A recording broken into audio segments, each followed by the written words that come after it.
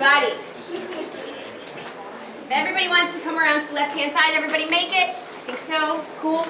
Okay, where we are right now, we are in the main kitchen of the home. Now, the Sorrell house was the first home in Savannah to have a room in the basement that was dedicated entirely to cooking. This was quite luxurious, having the kitchen inside the house. The fireplace behind me was originally used for food preparation, and the dumbwaiter system that brought food up to the dining room we were just in is located behind those columns right there. But what I want to pay attention to, as long as we're in this room, is the floor we are standing on. Can anybody shine me a little bit of light with their cell phones, maybe? Awesome, thank you. Okay, so the floor we are on, this is original to the home. This was once the old garden wall. It is not original to the basement. There was once slate stone down here. When the dress shop came, they tore out all the beautiful slate and they poured in concrete. So our first restoration project was to tear out the old concrete and to put in brick. Now the ground underneath had to be sifted and re-leveled. And that's when we found human bones.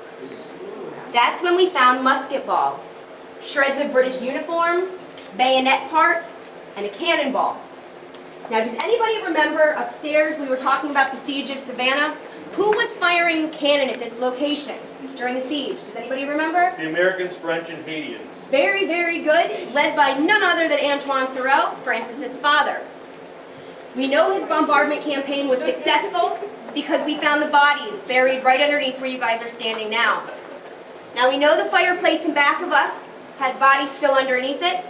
We did find bones extending partially out from under it. It would require massive structural work, the walls behind this are load-bearing, to remove the fireplace and excavate those bones. So there are still people under this fireplace. So we do capture apparitions and EVPs of soldiers down in this basement, in this room, in the room you guys just came in through.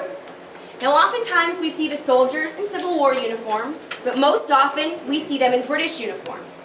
And we do feel that's because the British soldiers in particular may have had a beef with the Sorrells, Antoine of course for killing them, and Francis 50-odd years later for coming along, scattering their bones, and building this house right on top of them. And that is going to lead me to Shadow Man's Corner, where this gentleman right here is standing. We call this Shadow Man's Corner because we